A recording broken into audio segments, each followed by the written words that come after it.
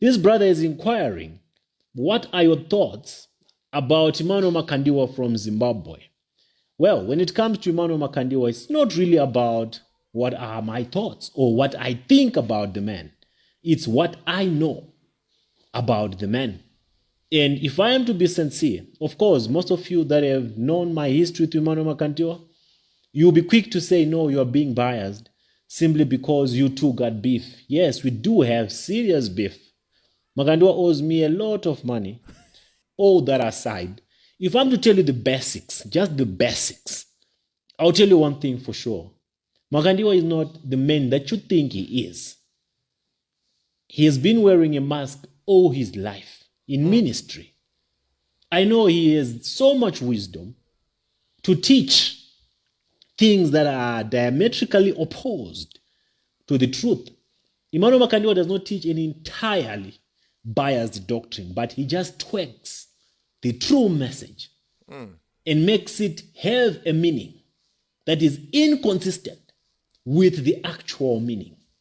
So he takes the hinges off the entire padlock so that if you are going to swing on it, you definitely fall. That's the structural composure of Emmanuel Makandiwa's messages.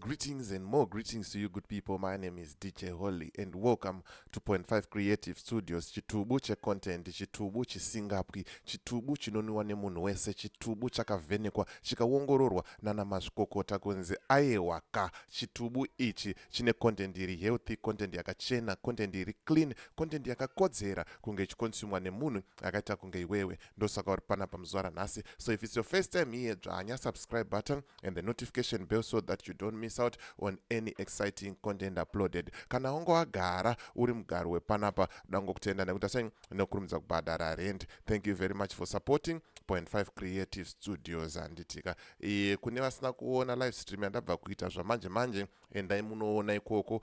Kune nyaya hombe iri ikoko. Anditika mozvionera mega osiya comment and make sure you hit the subscribe button and the notification bell kuti pandodzoka futi ne live unongozvionera kuti ndozvakutoitika. Anditika right, nyaya ndokufamba nayo zvamanje manje panapa inyaya yaProf X na Emmanuel Makandiwa. Hanzi pane nyaya hombe, pane zvikuru zvamusingazive pamusoro paEmmanuel Makandiwa. Sezvamunoziva isu hatina divi ratakarerekera, tinongouya nazvo tokupai zvaakwamuri kufuga kana kuti sei kana kuwarira. Anditika I think pakutanga live stream iyoyo ndambotaura ndichitaura kuti tine maprofita muZimbabwe, tine vanhu vaMwari muZimbabwe, ende ukaona munhu anotaura kuti Zimbabwe yakanaka zvamanje manje ada kutariswa pfungwa dzake dzimboongororwa kunzi ari right here, unless achidya nemusangano. Handiti but the majority vanhu vari kutambura,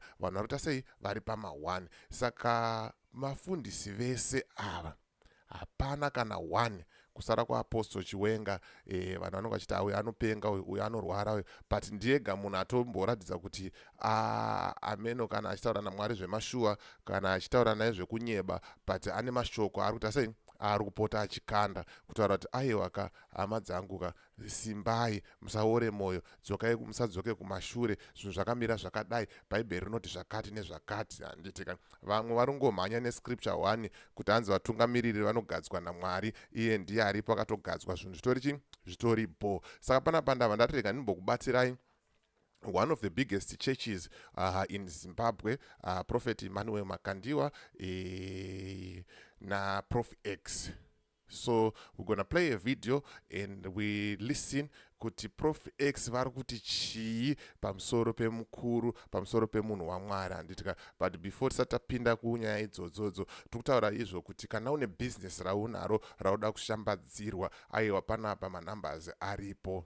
musatye, manumbers aripo and tinoposta, hatimire kuposta every day, tinokanda 3-4-2 mavideos tichiita futi malive stream, and tine Facebook page redu rine 62,000 followers and 62,000 likes handitika. Saka kushambadza bhizimusi aiwa zvidiki diki zvanditika. Saka ndibate panhamba idzo dziri pascreen idzo, wotaura neni toita sei tofambira nyaya dzacho. Kana uine nyaya yaunayo yauda kuti ndifambire, ndibate futi panhamba idzodzo. Nyaya dzacho toita sei todzifambira handitika, nyaya dzacho todzifambira. Right, gwenzi ranetsa here. Pane mumwe munhu azondisira message hanzi good morning Mr. Gwenzi Mr. Phytomed. Aiwa maya gwenzi rushanda ndakatanga kunwa chibhodhoro chacho ichocho last week iyo, unotongoona kuti pane zviri kuchinja mahwani chaiyo and ndikurova futi masamba aya akanzi herbal blender arikushanda hanzi ndekuuraya dumba tiyacho. Hey, manakiro ainoita baba, I think panozopera 30 days ndesingachakwanise kunwa kana coffee kana tea ine sugar noti mahwani unenge wajaira handitika. Saka kana uri muZimbabwe bata nhamba idzo dzakanzi Zimbabwe idzo. Kana uri kuSouth Africa wobata nhamba dzakanzi chi, dzakanzi South Africa idzo handitika. Woita sei dzokubatsira hanzvadzi dzangu idzi handitika. Gwenzi iri rinorapa hasi mafanisa hasi chii, rinorapa zveshuwa. Ndirimo magrupu acho ekuSouth Africa nerekuZimbabwe, ndiri kuona macomments vanhu vachitaura kuti hey, tiri kubatsirikana, zvinhu zvedu zviri kuita sei zviri kuendeka handitika. Mahwani chaiyo. Right, saka ndogwenzi iro rePhytomed handitika. Bata nhamba dziri pascreen idzo, wotaura nawo vanhu ivava kuti hanzi naDJ Holly, imimi ndimi munhu wacho, muri kuita zvinhu. Kana uri kuSouth Africa bata dzekuSouth Africa, kana uri kuZimbabwe bata dzekuZimbabwe handitika. Like what I always say, kuti munhu ngaarongeke, munhu wanikwa wakarongeka, zvinhu zvako zvichita sei zvifamba handitika. Vhura an FNB bank account with only a passport, valued passport. Musave nezvidhura zvemapassport, panoda passport chaiyo, passport ichiri kushanda handitika. So bata Michael panhamba idzo dziri pascreen idzo, womutaura kuti Michael, hanzi naDJ Holly, iwewe ndiwe munhu wacho anokwanisa kutotibatsira tiite sei tivhure mabank account handitika. Wogara une kadhi muhomwe, kwete kuda kugara nemari kumba handitika. Especially kana uri kuSouth Africa, it's very dangerous kugara necash handitika. Gara nekadhi handitika. Then kana uri kuSouth Africa futi uchiita mabhindauko ako emaoko, uchiita zvaunoita iwe kabhizimusi kako, kanoda kunge kane matsamba. So register a company in South Africa handitika. Chinongodiwa, it's a valued passport futi handitika. Saka bata Owen, get in touch with Owen on that number on the screen. Owen nokuita saying okuitrai madhiri acho, is going to assist you there. If you have any challenges, if you have any problem with vakomana ava or anyone that I advertise pana apa, I will feel free kundibata panhamba dzangu maanadzo, munhu wese anadzo nhamba dzangu handitika. Saka toda kuti tipinde muvideo right now tionesane, tinzwe kuti zviri kumbonzi chii naProf X pamusoro pemunhu waMwari Emmanuel Makandiwa. Mahwani chaiyo. So let's jump into the video and then tinzoti zvakamira wani apo handitika. Parikupisa. So these are the FAQs in my inbox, the frequently asked questions. Most of you wonder, like if you're following me for the first time, I'm sure you might not get the time to go through or peruse through all the videos that we have done in the past, for there are plenty. So instead they come in my inbox and ask, what do you think about this man of God? What do you think about this particular one? So in reference to this particular message that I received, this brother is inquiring, what are your thoughts about Emmanuel Makandiwa from Zimbabwe? Well, when it comes to Emmanuel Makandiwa, it's not really about what are my thoughts or what I think about the man. It's what I know about the man. And if I am to be sincere, of course, most of you that have known my history to Emmanuel Makandiwa, you'll be quick to say, no, you are being biased simply because you two got beef. Yes, we do have serious beef. Makandiwa owes me a lot of money that he chose to run away with. So we do have that kind of a beef that is between me and him. But putting Right, muri kuzvinzwa, handisiri ndiri kudaro ende ndozoziva mwenyu munozouya nemapanga nematemo mucomment section makutaura kuti hey Holly wewe, hey wewe iwewe, muri kuzvinzwira mega. Ndosaka ndichikutaurirai kuti I always move around carrying a bag full of evidence. Umbowo ndo watinofamba nawo handitika. There he is, ari kuzvitaurira ega kuti Makandiwa owes me a lot of money yaakatisarudza kutiza nayo, haana kubhadhara chikwereti. Munhu waMwari, kana mune chikwereti chemunhu, ndinokukurudziraiwo kuti muite sei, mubhadhare chikwereti. Hanzi nebhaibheri usave nechikwereti asi iva nechikwereti cherudo handitika. Saka mukomana uyu ari kuchema, ari kuti mune chikwereti chake, saka chingomupaiwo mashereni ake handitika, zvoenderera mberi. But rega tinzwe zvedu pane nyaya yake kuti nyaya yake imbori papi chaipo chaipo, tinyatsonzwisisa nyaya yemukomana kuti zviri kufamba sei. all that aside, if I'm to tell you the basics, just the basics, I'll tell you one thing for sure. Makandiwa is not the man that you think he is. He has been wearing a mask all his life in ministry. I know he has so much wisdom to teach things that are diametrically opposed to the truth.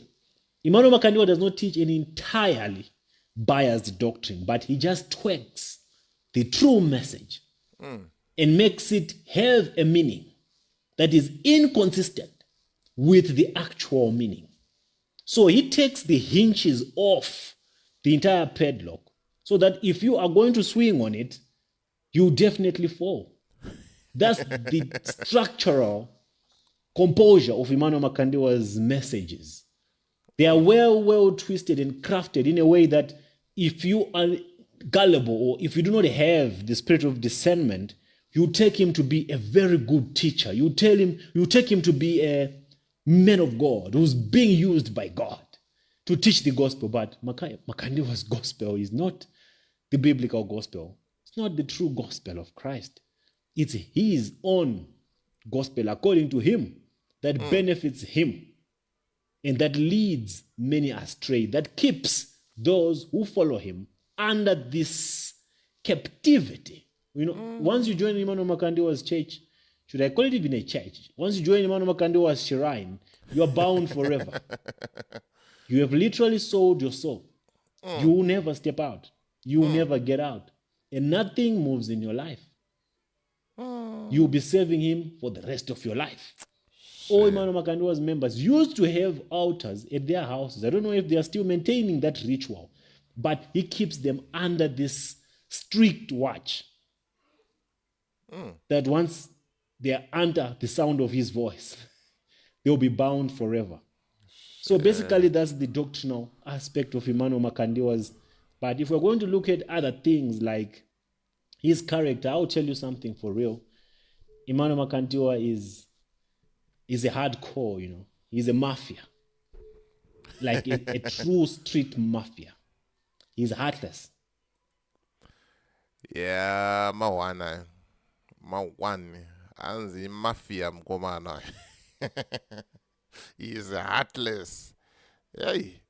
Urikuona chinoitika manje chinonyatsoitika kuwatiri isusu vane muZimbabwe, mostly nevanhu vekuzambia, tinonyanyoda kumba tachenesa vanhu vaMwari ava. Yet vanhu vaMwari ava tinovaona for several hours, few hours on a Sunday or maybe during the week service, 2 times per week. But ukanzwa kunzi ningaita zvakati, you are so quick to defend and to come and jump and defend. So yeah. Uruona.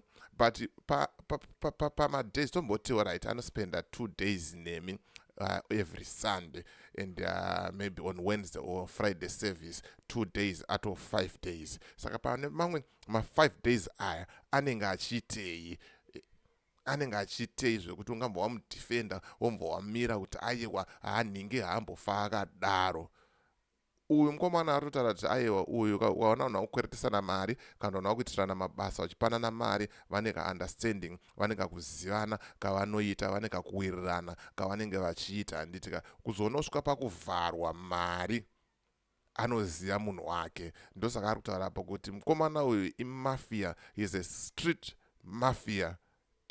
Mawana Like, he doesn't care. I don't know how exactly I can put it through to you so that you understand, but he doesn't have that soft spot in his heart.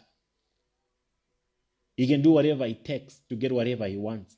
And anyone who stands in his way, he will make sure that he disgraces them. He buries them. And he makes sure that there will be no return.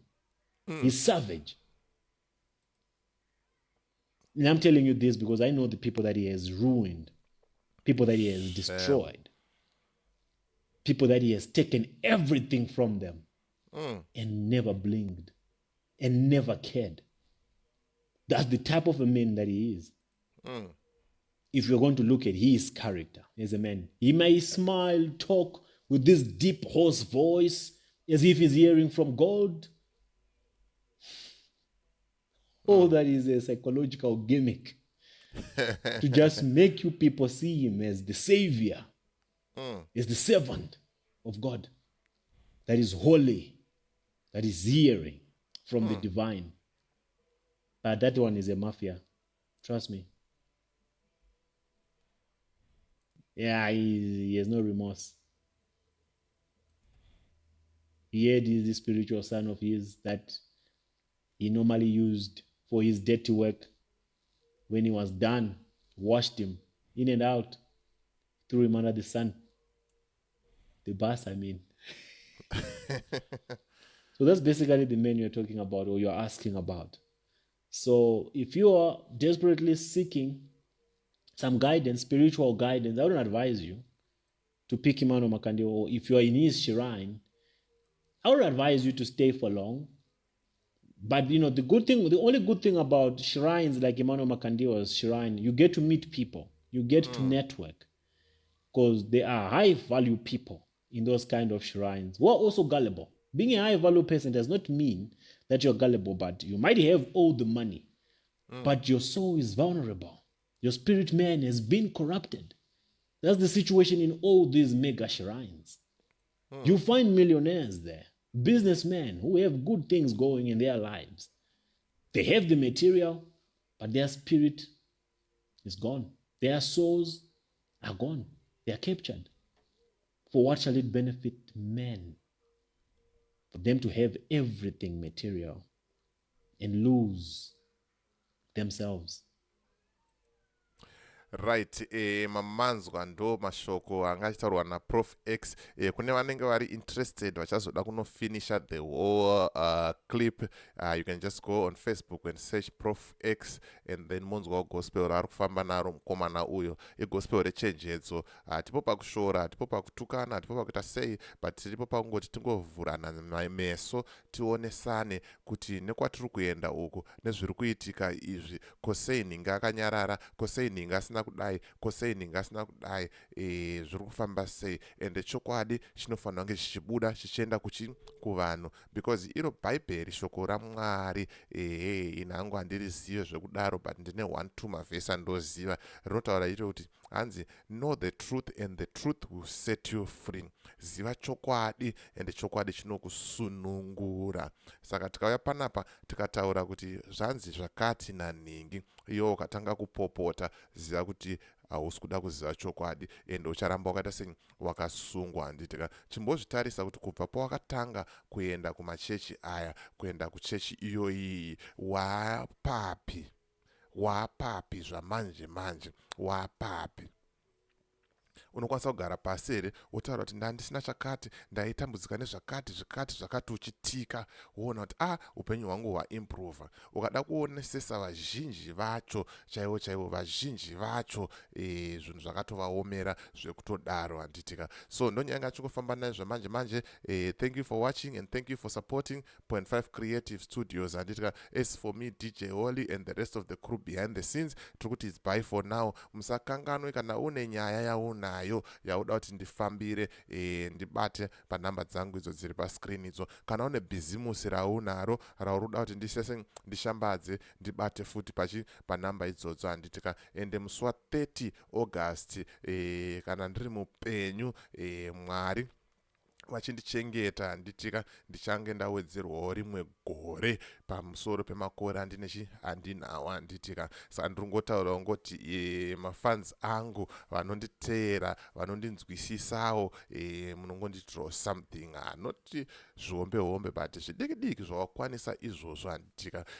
Mungondinaisawo so toita sei touya panapa totandarawo tese tichita sei tichionesana handitika. I think I'm gonna put a line open kune vanhu vanenge vachida kutaurawo zvavanenge vachida kutaura, and then toita live stream tichingoonesana tichita sei tichitandara handitika. And I really appreciate you guys. Thank you for supporting Point 5 Creative Studios. Thank you very much. And ndotoshaya kuti ndokuitirei besides kukupai good content iyi handitika. So thank you for watching, thank you for supporting. As for me, DJ Holly, and the rest of the crew behind the scenes, it's bye for now. Ngasangane muvideo rinotera.